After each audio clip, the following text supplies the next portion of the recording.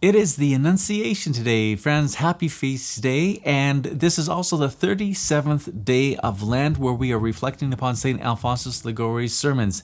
St Alphonsus has some wonderful thoughts on the Annunciation that we would like to share with you. So here's the setting. The angel Gabriel goes to Mary and says, "Hail, favored one, the Lord is with you." She's troubled by his words.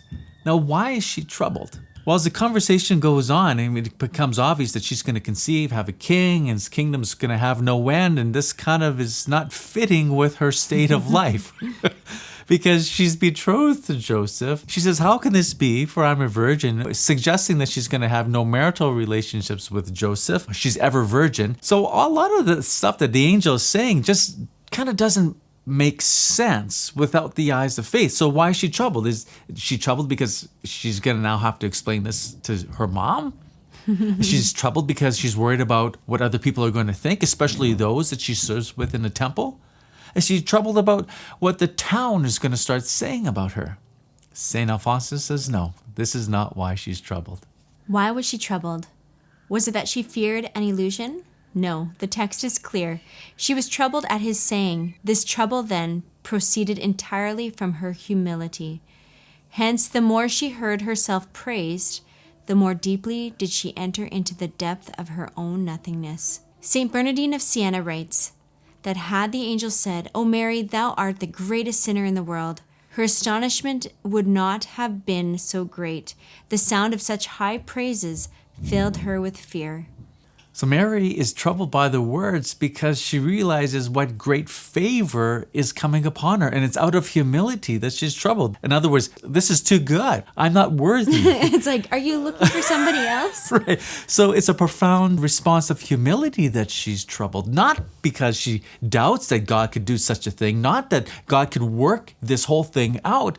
It's simply that God is being so good to her. Mary, by her humility, became the mother of her Creator. St. Jerome said that God chose her to be his mother more on account of her humility than all of her other sublime virtues.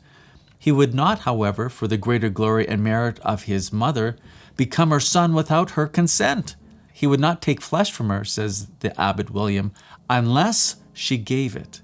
So today in the Annunciation, we celebrate Mary's yes to God. God was waiting for her consent. God would have not forced himself and said, "You must give me your flesh so that I could come into this world." Though Mary submitted her life, she said yes. We celebrate this. St. Alphonsus and many other spiritual writers are all in agreement on this point, that Mary understood the Old Testament prophecies of the Messiah better than the prophets who wrote them. So she knew a Messiah was coming. And as the angel began to speak to her, she probably had these light bulbs going off and realizing, I'm the mother of the Savior. How unworthy, how good God is to me. And so she's troubled by these words. But St. Alphonsus also goes another step further. He also says that Mary begins to grieve because she understands the great sorrow that her son must go through. And that brings me to this point. And upon his head a bundle of thorns to represent a crown, but fashioned like a helmet, so as to fit close upon the whole of his sacred head. Stripping him, they put a scarlet cloak about him, and patting a crown of thorns, they put it upon his head, and a reed in his right hand. And when the thorns, by the pressure of their hands alone, could not be made to penetrate deeper into the divine head, which they were piercing, with the self same reed, and with all their might, they battered down that barbarous crown, and spitting upon him, they took the reed and struck his head. I just feel like I can't even read the descriptions of Jesus' passion without becoming sad. But I think that's a good thing, because this is our Savior. And these weeks leading up to Easter are a great time to meditate upon his passion. I mean, the entire year is a great time to meditate upon his passion, but in particular right now.